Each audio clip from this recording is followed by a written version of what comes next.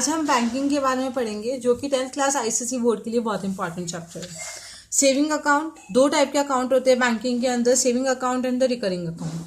Saving account क्या होता है? जिससे अपन पैसा कभी भी ले निकाल सकते हैं एंड डाल सकते हैं, उसकी कोई लिमिट नहीं होती है, उस लाइफ टाइम के लिए वो अकाउंट रहता है जब तक अपन खुद चला के उसको बंद नहीं करवाए।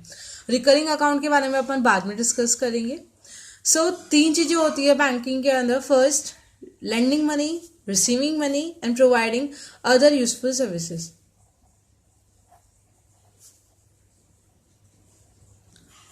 लेंडिंग मनी क्या होता है? लेंडिंग मनी किसी को मनी उधार देना, लोन देना किसी को, उसको बोलते हैं लेंडिंग मनी। रिसीविंग मनी किसी से मनी लेना, उसको बोलते हैं receiving money. Providing other useful services, banks अपन को बहुत सारी सर्विसेज प्रोवाइड करता है। अपने लोन्स प्रोवाइड करता है, होम लोन्स, कार लोन्स, सारे लोन्स जितने भी होते हैं, अपनी स्कूल की फी मतलब एजुकेशन फीस एंड ऑल सब कुछ अपन को क्या बैंक प्रोवाइड करता है। ठीक है, तो अपन इसके अंदर 5 कॉलम्स मस्ट होती है। अपन को अगर किसी का निकालना है कि किसी का इंटरेस्ट कितना बन रहा है कौन से मंथ के अंदर, तो अपन उसके अंदर निकाल सकते हैं। सबसे पहले अपन सेविंग अकाउंट की बात करते हैं। सेविंग अकाउंट के अंदर अपन को निकालना है कि एक 5 कॉलम्स होती है main. Date, particulars, withdrawal,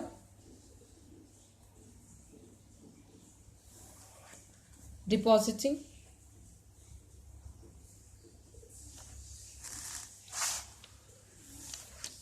balance and initials. सबसे पहले बात आती है what do you mean by the withdrawal. Withdrawal मतलब होता है पैसा निकालना। बैंक से जो अपन ने पैसा जमा करवाया उसमें से कुछ पैसा या सारा पैसा निकाल देना, उसको बोलते हैं withdrawal. In banking language we can say it debit. Depositing, अपन पैसा जमा करवाते हैं। सेविंग अकाउंट के अंदर जो अपने पास पैसा बचा हुआ रहता है या अपन सेव करते हैं, तो अपन बैंक के अंदर जाके उस पैसे को जमा करते हैं अपने बाद की फ्यूचर के लिए, तो उसको अपन बैंकिंग लैंग्वेज के अंदर बोल सकते हैं क्रेडिट। बैलेंस टोटल अमाउंट होता है कि हमारा उस मंथ का कितना अमाउंट हुआ। पर्टिकुलर्स कि अपन ने जो मनी डिपॉजिट किया है या फिर विड्रॉल किया है तो वो किसके थ्रू किया है, बाय चेक, बाय कैश और बाय डेटिंग। डेट, जिस डेट पे वो ट्रांजेक्शन हो रहा है उसे बोलते हैं date. Initials such that balance ही होता है। You can exclude this column because ये कोई मेन कॉलम नहीं होती है, इससे कोई लेना देना नहीं है अपना। सो अपने पास में 5 कॉलम्स है। ओके, डेट फॉर सपोज अपन ने 20th दिसंबर 2016 में बाय कैश अकाउंट में 2000 रुपीज डिपॉजिट करवाए, तो अपना बैलेंस का क्या हुआ, 2000 rupees. Now second example, on 30th December 2016 by cheque अपन ने थ्रू चेक अपन ने 1000 रुपीज विड्रॉ कर लिए, तो इसका बैलेंस क्या हुआ, 1000 रुपीज। बिकॉज अपने 2000 रुपीज जमा करवाए थे एंड 1000 रुपीज अपन निकाल लिए, तो बचा कितना अकाउंट में अपने पास बैलेंस कितना बचा, ओनली 1000 रुपीज ही अपने पास रिमेनिंग रहा। So this was the example. अपन एक और एग्जाम्पल ले सकते हैं इसके लिए। अपन को इन सब के ऊपर इंटरेस्ट कैलकुलेट करना होता है कि अपन ने क्या किया। अपन एग्जाम्पल लेते हैं। अ पर्सन, रोहित नेम था उसका, open an account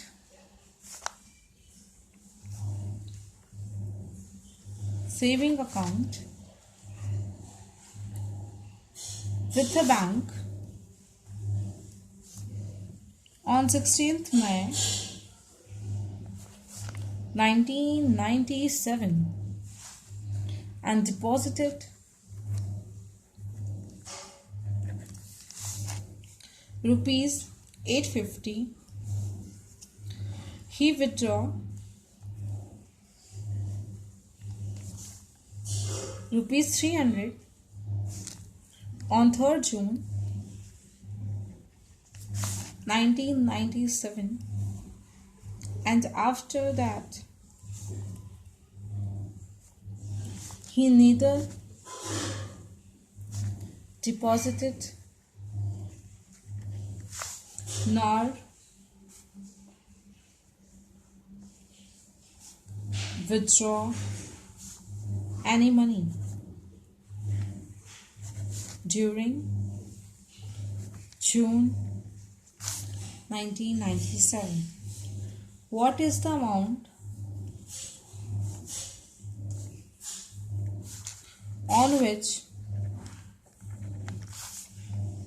he would receive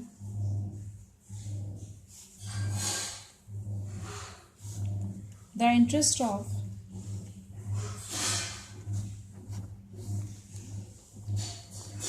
first May 97 and June 1997. This is our first example. Now ये क्या बोल रहा है, ये क्या बोल रहा है कि एक पर्सन था जिसका नेम रोहित था. उसने एक अपना बैंक में अकाउंट और सेविंग अकाउंट ओपन किया ऑन 16 मई 1997 में, एंड उसने 850 रुपीज़ उसके अंदर डिपॉजिट किया. ही विड्रॉ 3000 ऑन 3 जून. उसने 16 मई को तो उसने अकाउंट ओपन करके 850 रुपीज़ उसके अंदर जमा किया था, एंड उसने 300 रुपीज़ उसके अंदर से निकाल लिया 3 जून 1997 में. And after that he neither 1997 16 मई में उसने अपना अकाउंट खोला रोहित ने बैंक के अंदर, एंड उसने 850 रुपीज़ उसके अंदर डिपॉजिट करवाए. उसके बाद में उसने 300 रुपीज़ 3 जून को उसने 1997 में उसने विड्रॉ करवाया. दैट मीन्स ले लिए वापस से. उसके बाद में उसने कोई भी अकाउंट या कोई भी ट्रांजेक्शन उसमें से नहीं किया. ना तो उसने डिपॉजिट करवाया उस बैंक अकाउंट के अंदर, ना विड्रॉ करवाया जून के अंदर. तो ये पूछ रहा है what is the amount on which he would receive the interest on. कौन से अमाउंट के ऊपर उसको इंटरेस्ट मिलेगा, कौन से महीने में, मई में 1997 मई के अंदर, एंड जून 1997 के अंदर कितना इंटरेस्ट मिलेगा. दैट मीन्स मई 1997 का इंटरेस्ट निकालना है अपन को, एंड जून 1997 का इंटरेस्ट निकालना है. अपने पास में एक रीजन है. रीजन क्या है, मई 1997 का उसके पास इंटरेस्ट 0 आएगा. Interest will be 0. Why? The question arises is why? Because जब भी कोई account 10th of a month, that means 10th day of a month के बाद में खुलता है तो उसका इंटरेस्ट हमेशा 0 आता है. That means कि अगर उसने अकाउंट अगर 10th मई को खोला होता, या 7th या 8th या 5th या 1st मई 1997 में उसने अकाउंट खोला होता तो उस मंथ का उसको इंटरेस्ट मिलता. But here he opened an account on 16th May. That means 10th May के बाद में उसने अपना अकाउंट ओपन किया, इसलिए उसको कोई इंटरेस्ट नहीं मिला उस मंथ का. तो इसका interest will be always be 0. Okay, now on this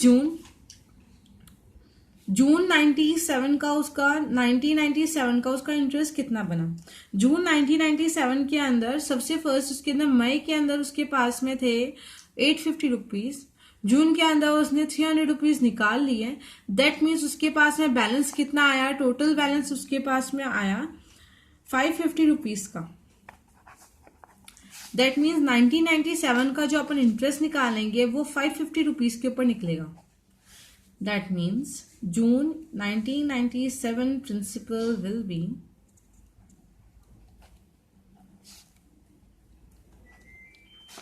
₹550.